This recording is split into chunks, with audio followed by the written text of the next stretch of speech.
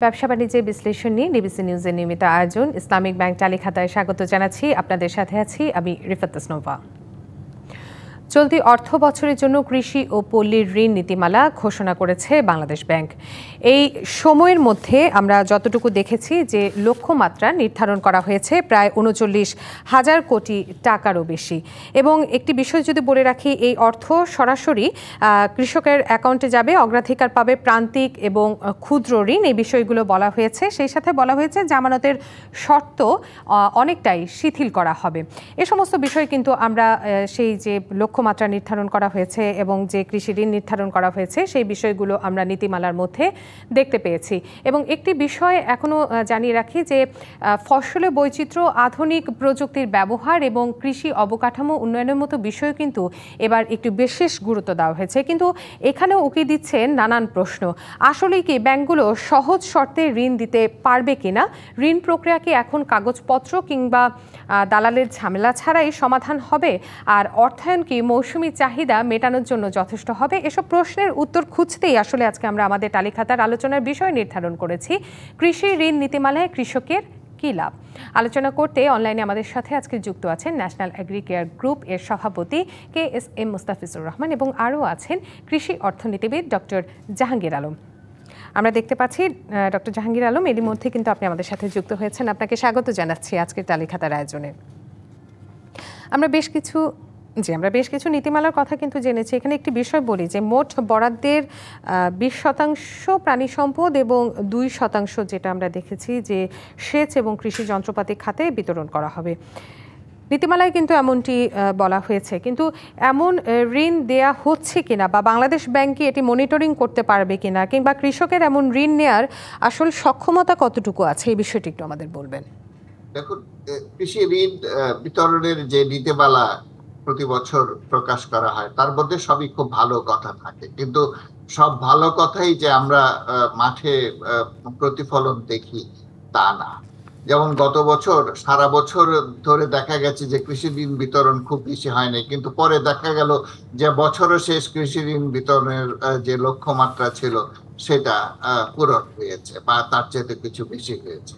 তো সারা বছর ধরে ঋণ বিতরণের যে একটা প্রক্রিয়া সেটা যাতে চলমান থাকে এবং স্বাভাবিকভাবে যদি থাকে, তাহলে হয়তো বা আমাদের কৃষক যারা আছে, প্রান্তিক কৃষকের কথা আপনি বলেছেন, এবং এমনকি ভূমিহীন কৃষক যারা, তাদেরকেও ঋণ দেওয়ার ব্যবস্থা আছে, অন্তত কাগজে পত্রে আছে। কিন্তু বাস্তব ক্ষেত্রে দেখা যায় যে তারা সত্যিকার ভাবে যারা কৃষি ঋণ ডিজার্ভ করে তারা সাধারণত ঋণ থেকে বঞ্চিত হয়। তো এই বছর যেটা করেছে তার যে আপনিও একটু আগেই বললেন যে 60% ফসল কৃষি খাতে দিবে, আর 28% দিবে মৎস্য এবং প্রাণী সম্পদ খাতে। ফসল কৃষি খাতের সঙ্গে আরো 2% যুক্ত আছে, যেটা হলো যে সেচ অবকাঠামো এবং আপনার কৃষি যন্ত্রপাতি ক্রয়ের ক্ষেত্রে সেটা প্রদান করা হবে। তো এখানের মধ্যে একটা বৈষম্য আমরা দেখি যে মৎস্য এবং পশু সম্পদ খাতে যে ঋণটা দেয়া হয় এটা সাধারণত কম, যে কারণে বেশ কয়েক বছর ধরে মৎস্য খাত থেকে, পশু সম্পদ খাত থেকে দাবি করা হচ্ছে যে একটি আলাদা ব্যাংক তারা মৎস্য প্রাণী সম্পদের জন্য করবে। তো আমার মনে হয় যে সেই দিকে খুব আলোচনাটাকে না নিয়ে আমরা যদি বলি যে যখন কৃষি ঋণ বিতরণ করা হয় তার মধ্যে যেন একটা সাম্য এবং তার মধ্যে যেন একটা ন্যায্যতা থাকে, এবং এটা যদি আমরা সেটা প্রতিষ্ঠা করতে পারি তাহলে মৎস্য এবং প্রাণী সম্পদ, বিশেষ করে বন সম্পদ খাতে এখন কিন্তু আস্তে আস্তে আমাদের উৎপাদন বাড়ছে এবং ওই সব ক্ষেত্রে আমরা অনেকটাই সেলফ সাফিসিয়েন্সির কাছাকাছি চলে গেছি এবং ক্রমেই আমাদের যে ফুড হ্যাবিট সেটা ডাইভার্সিফাই হচ্ছে, এবং আমরা সাধারণত যে ফসল কৃষি খাতের যে শস্য আছে তার চেয়ে আমরা অনেকটাই বেশি নির্ভরশীল এবং বেশি গুরুত্ব দিতে চাচ্ছি প্রোটিন সমৃদ্ধ যে খাবার সেইগুলোর উপরে।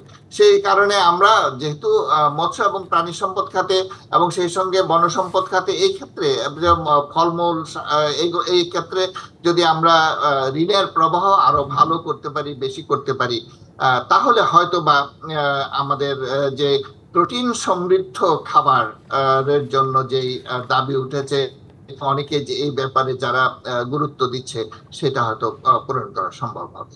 আরেকটি বিষয় হলো যে এবার যখন কৃষি ঋণ সম্পর্কে নীতিমালা সম্পর্কে যখন বলা হয়, তখন কিন্তু বলা হয়েছে যে দালালদের খপ্পরে না পড়ে যাতে করে সরাসরি কৃষকদের হাতে ঋণ পৌঁছে দেওয়া যায় তার জন্য ব্যবস্থা গ্রহণ করা হবে। এর আগের বছর যেটা তারাও এইরকম কথাই বলেছিল, কিন্তু সত্যিকার ভাবে আমাদের যে কৃষি ঋণ এখনো কিন্তু প্রায় 40% কৃষক এখনো কৃষি ঋণের আওতা বহির্ভূত, এবং তারা সাধারণত গ্রামীণ বিভিন্ন সেক্ষেত্রে কিন্তু জনাব জাহাঙ্গীর আলম একটি কথা বলা হয়েছে যে কৃষকের কাছে সরাসরি তার অ্যাকাউন্টে পৌঁছে দেওয়া হবে। আমরা দেখতে পাচ্ছি আমাদের আরেকজন অতিথি KSM মোস্তাফিজুর রহমান এরই মধ্যে আমাদের সঙ্গে যুক্ত হয়েছেন, আপনাকেও স্বাগত জানাচ্ছি।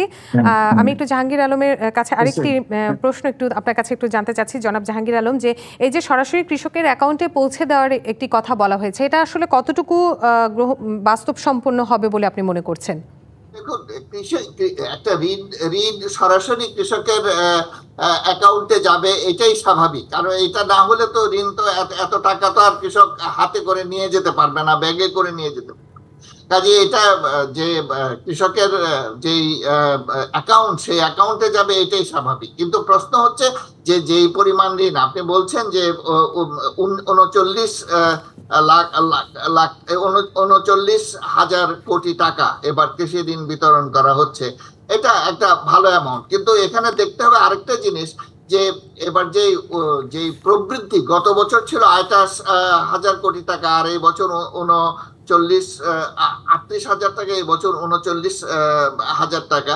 এখানে যে গ্রোথ, যে প্রবৃদ্ধি, বছরের প্রবৃদ্ধি 2.63%, এটা কিন্তু আমাদের যেই মূল্যস্ফীতি তার চাইতে অনেক কম। তার অর্থ হলো এই যে আমরা যদি মূল্যস্ফীতিটা বাদ দিই তাহলে কৃষি ঋণের পরিমাণ বেড়েছে এই কথা বলা যাবে না, বলতে হবে যে কৃষি ঋণের পরিমাণ কমে গেছে। যেখানে আমাদের উপকরণের খরচ বাড়ছে এবং আমাদের কৃষকরা যেখানে অনেক বেশি ঋণের প্রয়োজনীয়তা অনুভব করছে, এবং যেখানে আমরা পুঁজি গঠনের কথা, কৃষিতে পুঁজি গঠনের কথা ভাবছি, এবং সেখানে ফাইন্যান্সটাকে আমরা খুব নির্ভরশীল করতে চাচ্ছি, সেখানে কৃষি ঋণের পরিমাণ যেটা বেড়েছে বলা হচ্ছে এটা বোধহয় সঠিক না। কৃষি ঋণের পরিমাণ বরং সংকুচিত হয়েছে। আরেকটি বিষয় এখানে আমাদের বলা দরকার, যে কৃষি ঋণটা অনেক সময় দেখা যায় কি যে আমাদের যে ব্যাংকগুলো আছে সেই ব্যাংকগুলোকে বলা হয় যে 50% ব্যাংকের যে স্টাফ আছে তাদের মাধ্যমে 50% কমপক্ষে বিতরণ করা হবে, বাকিগুলো হয়তো এনজিও আছে এবং অন্যান্য। জনাব জাহাঙ্গীর আলম, এই ব্যাংকের বিষয়টিতে আমরা আসব, কিন্তু তার আগে আমি একটু জনাব মোস্তাফিজ সাহেব আপনার কাছে একটু যেতে চাচ্ছি যে এখানে একটি বিষয় কিন্তু বলা হচ্ছে যে যখন একজন কৃষকের কোনো কীটনাশকের প্রয়োজন হয় বা কোনো সারের দরকার হয়, সে সময় যখন তারা ঋণ পান না, এসব ক্ষেত্রে কোম্পানি বা ব্যাংকের সাথে মিলে কৃষকের কোনো সহায়তা করতে পারে কিনা? প্রথমত হলো যে সরকারি লোন যেটা, সেটা এক ধরনের ব্যবস্থাপনা, সেখানকার যে ত্রুটি আছে সেটা খুবই সুস্পষ্ট। আর বেসরকারি কোম্পানির ক্ষেত্রে যেটা বলছেন সেটা কিন্তু বাংলাদেশে যেগুলো অ্যাগ্রোকেমিক্যালস কোম্পানি আছে তারা প্রত্যেকেই কিন্তু 90 দিন, 180 দিন, 120 দিনের ক্রেডিট দেয়, যে ক্রেডিটগুলো কিন্তু ফার্মার্সের কাছে যাচ্ছে। এখানে হাজার হাজার কোটি টাকা বকেয়া দেওয়া আছে। কিন্তু সরকারের যে উদ্যোগ, যেটা ধরুন একজন কৃষক তার ফসল উৎপাদনের জন্য গভর্নমেন্ট তাকে লোন দিচ্ছে বিএডিসির মাধ্যমে অথবা কৃষি ব্যাংকের মাধ্যমে, বিএডিসিটা লোনটা দিচ্ছে থ্রু কৃষি ব্যাংক। এখন তাকে টাকা না দিয়ে তাকে ইনপুটটা দেওয়া হচ্ছে, ধরুন তাকে পেস্টিসাইড দেবে, ফার্টিলাইজার দেবে, বীজ দেবে, যে জিনিসগুলো বাজারে কৃষকরা অনেক কম দামে কিনতে পায়, লোন নিলে তারা আরো বেশি দামে কিনতে হচ্ছে। এই যে ত্রুটি, এটা আরো ভেতরে গেলে আরো সুস্পষ্ট জানতে পাবেন। ফার্মার্স লোন নিচ্ছে, কৃষকের যে পেস্টিসাইড যদি দেয় ম্যাক্সিমাম রিটেল প্রাইসে তাকে পে করতে হচ্ছে, তার নামে লোন হচ্ছে। ধরুন 100 টাকা কোনো একটা পেস্টিসাইডের গায়ে লেখা আছে, তাকে 100 টাকা লোন দেওয়া হচ্ছে যে তোমাকে 100 টাকা পরিশোধ করতে হবে, অথচ বাজারে হয়তো ওটার দাম 85 টাকা। এগুলো ত্রুটি রয়ে গেছে। গভর্নমেন্ট ভাবতে হবে যে প্রকৃত পক্ষে কৃষক কিভাবে বেনিফিটেড হতে পারে। তার ফসলের উৎপাদনের জন্য যেগুলো উপকরণ, সেগুলো আমরা কি কোম্পানির কাছ থেকে সরকার কিনে নিয়ে দিবে, নাকি কৃষককে মুক্ত সুযোগ দেবে সে যাতে দামাদামি করে নিতে পারে। এই বিষয়গুলো এখানে আছে। আর রেট অফ ইন্টারেস্টের জায়গাটাও আপনার দেখার বিষয় আছে, যে সাধারণত কৃষি ব্যাংক থেকে অনেক কম রেট অফ ইন্টারেস্টে দেয়া হয় কৃষককে লোনটা, কিন্তু ইনপুট আকারে যখন দেয়, মানে কৃষি উপকরণ হিসেবে যখন দেয়, উপকরণের ক্রয় মূল্যটা বাজার মূল্যের চেয়ে বেশি হয়ে যাচ্ছে। ফলে সে যে কম সুদের যে ঋণটা যে পাচ্ছে, সেটা আর কম সুদে থাকছে না। জি জনাব মোস্তাফিজ, আপনার কাছে আমি এই বিষয়টি নিয়ে, যেহেতু কৃষি উপকরণের কথা আসছে, সেক্ষেত্রে একটি বিষয় একটু জানতে চাচ্ছি যে কীটনাশক বা সার বা আমরা যদি বলি যে রাসায়নিক দ্রব্য, এই জিনিসগুলোর জন্য বা চাষাবাদের জন্য প্রয়োজনীয় যে জিনিসগুলো রয়েছে, সেসব জিনিসের কারখানা তৈরির জন্য কি কৃষি ঋণ চাইবেন? সেটা ওইভাবে সরকার অগ্রাধিকার খাত হিসেবে তো এগুলো ইন্ডাস্ট্রিকে করে নেয়। যদি সরকার এ ধরনের উদ্যোগ নেয়, আপনার প্রশ্ন যদি আমি বুঝে থাকি যে কৃষি উপকরণ উৎপাদনের যদি ফ্যাক্টরি করা হয়, সেখানে আমরা লো রেট অফ ইন্টারেস্টে আমরা ফান্ড পাবো কি পাবো না, উত্তরটা হলো না। এ ধরনের কোনো নেই যে সরকার যে কৃষি উপকরণ উৎপাদনের জন্য এটাকে অগ্রাধিকার খাত হিসেবে ধরা হয়েছে যে এখানে লো রেট অফ ইন্টারেস্টে পাবে। তবে গ্রিন ঋণ বলে একটি আছে, যেটা হলো আপনার 7% রেট অফ ইন্টারেস্টে আমাদের বীজ উৎপাদনের জন্য ব্যাংকের, বাংলাদেশ ব্যাংকের সার্কুলার অনুযায়ী তফসিল ব্যাংকগুলো এটা দিতে পারে, কিন্তু এটা সব কোম্পানি এটা পাচ্ছে না। আমরা আমাদের জন্য যেমন এটা আবেদন করা হয়েছিল একটি বেসরকারি ব্যাংকে, তারা এটা অনুমোদন করেছে, লোনটা এখনো ডিসবার্স হয়নি, কিন্তু এটা আরো কম রেট অফ ইন্টারেস্টে দেওয়া উচিত। কৃষক যে রেটে ইন্টারেস্টটা পায় কৃষি ব্যাংকে, ধরুন 3-4% রেটে ফসল উৎপাদনের জন্য লোন দেবার জন্য তো বাংলাদেশ ব্যাংকের বিধান আছে। সেই বিধানটা যদি প্রাইভেট কোম্পানিকে দেয়া হয়, আমরা যারা বীজ উৎপাদন করি কৃষকের জমিতেই করি, তাহলে কিন্তু এটা বীজ উৎপাদন খরচ আমাদের কম হবে এবং এটা আমরা তুলনামূলকভাবে আবার কৃষককেই আমরা কম দামে দিতে পারবো।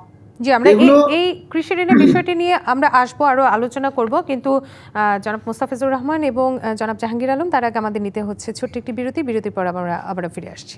বিরতির পর আবার স্বাগত জানাচ্ছি ব্যবসা বাণিজ্যের বিশ্লেষণ নিয়ে ডিবিসি নিউজের নিয়মিত আয়োজন ইসলামিক ব্যাংক তালিকাতায়। আমাদের সঙ্গে আজকে দুজন অতিথি যুক্ত আছেন। আমরা আবারও চলে যাচ্ছি আলোচনায়।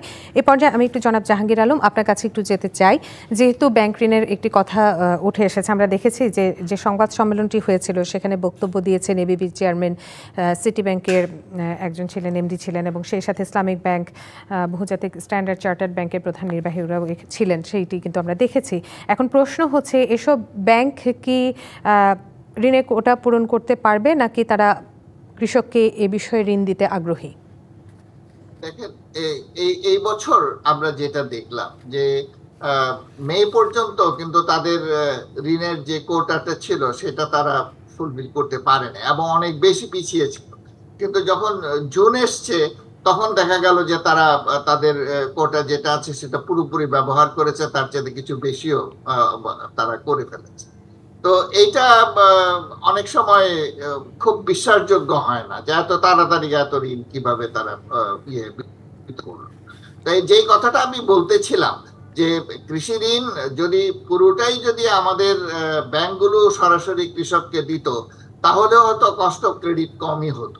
কিন্তু তারা যখন বিভিন্ন মিডিয়ার মাধ্যমে বা এনজিওর মাধ্যমে যখন যায়, তখন কস্ট অফ ক্রেডিট বেড়ে যায়।